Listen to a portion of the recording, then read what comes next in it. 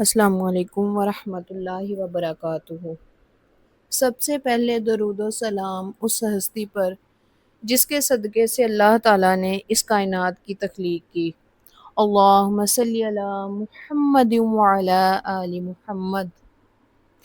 جب ہم شہدائے کربلا کی فہرست پر نظر دوڑاتے ہیں تو پتہ چلتا ہے کہ میدان کربلا میں 13 شہید ایسے ہیں کہ جن کا نام عبداللہ علیہ السلام ہے، یعنی ان شہداء کے نام جس طرح مشترک ہیں اسی طرح شہادت بھی ان کی مشترک ہے۔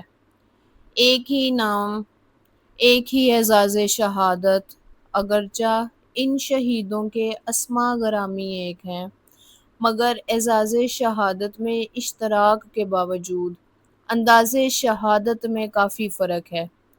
ان میں سے 6 شہید ایسے ہیں جو عمر کے لحاظ سے 11 سال سے زیادہ ہیں، اور 5 شہید ایسے ہیں کہ جن کی عمر 6 سال سے بھی کم ہے، اور 2 شہید ایسے ہیں جن کی عمر 6 اور 11 سال کے درمیان ہے، یعنی سن شہزادگی ہے۔ ان سب کے اسماء گرامی بھی بتاتی چلوں۔ جناب عبداللہ بن جعفر بن عقیل علیہ السلام، جناب عبداللہ بن مسلم بن عقیل علیہ السلام، جناب عبداللہ بن جناب عقیل علیہ السلام، جناب عبداللہ بن حسن بن علی علیہ السلام، جن کا نک نیم عبداللہ اکبر ہے، جناب عبداللہ بن حسن بن علی عبداللہ اصغر،